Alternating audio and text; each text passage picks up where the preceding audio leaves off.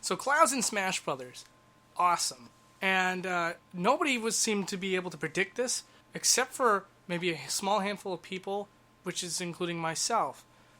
I had gotten a lot of resistance over the idea of Cloud being in Smash Brothers. I was told that I was preposterous, that I was an idiot. But now he's in Smash Brothers. Everyone's getting their reaction out of it, and everyone has their own opinion on the matter. The things I see the most are so way off the mark. Some people are saying that, well, now that Cloud's in Smash Brothers, this really opens the gate for anyone. Anybody can be in Smash Brothers now. No, that's wrong. The reason why I was able to predict Cloud in the first place was because I knew what Sakurai was looking for in a third-party candidate. You will never see Nathan Drake in Smash Brothers. You will never see Master Chief in Smash Brothers. You will never see the little Big Planet plush doll guy in Super Smash Brothers. You got to see Cloud in Smash Brothers because he fit into a specific criteria that all the other third-party characters prior to him met the criteria of. Let's look back. Some people actually didn't think that Pac-Man was going to be a character in Smash Brothers. Despite the fact that Namco was co-developing the game, there were actually people that thought that Pac-Man was not going to be in Smash Brothers. And let me tell you why he ended up being in Smash Brothers. It's because he was an icon of a generation. He is the icon of arcade games. And he is the icon of Namco, a humongous company, one that's good enough to work side by side with Nintendo on a Smash Brothers game. Mega Man. He is the icon of the NES era. Alongside Mario and Zelda, Mega Man was huge back on the NES days.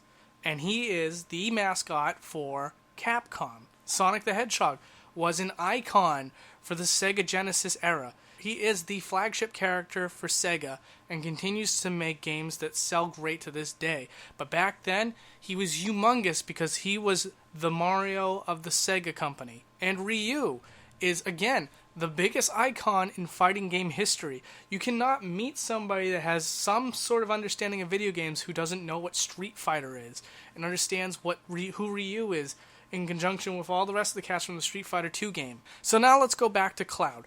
Why was Cloud picked in conjunction with these characters? It's because he was the very first RPG character to bring RPGs into the mainstream.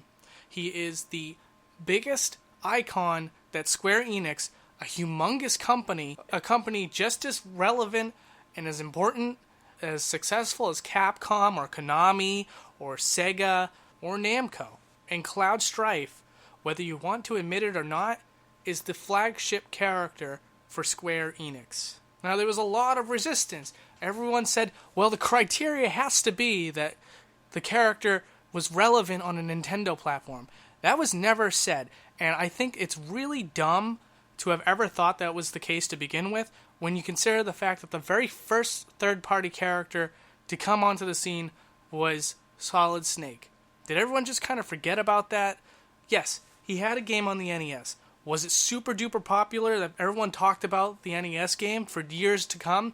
No. He had a game called Twin Snakes on the GameCube. Does anybody who's a humongous fan of Metal Gear Solid ever look back fondly on Twin Snakes? Very few. It was his game on the PlayStation platform, Metal Gear Solid, that everyone went apeshit for. And that's what continued his popularity since. And all of his games were primarily on a Sony console. But why is he in Super Smash Bros.? It's because he's a gaming legend. He's a humongous icon, and he is pretty much now the face of Konami. We'd all like to say that Simon Belmont is, but really, there is still a chance for Simon Belmont. Simon Belmont is the Mega Man of Konami, whereas Ryu is the Solid Snake of Capcom. But I'm falling off point. My point is that this does not mean that any character can now come into the game. You're not going to see Rayman suddenly, because Rayman was never a big deal. His games sell well, he has decent success, but he was never humongous like Cloud Strife. He was never humongous like Solid Snake. He was never humongous like Pac-Man. That's what it takes.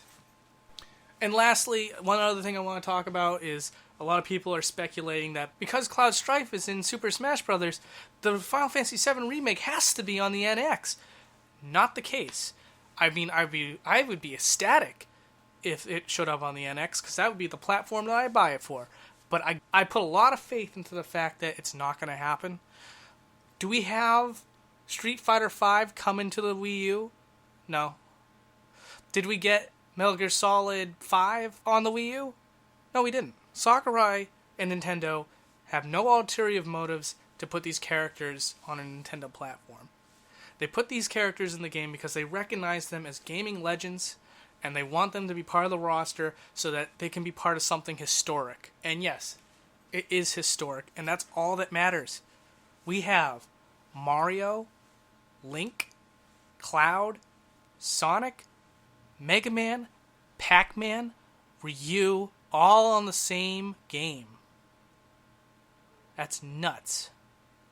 I love it, and that's all I care about. Thanks for listening.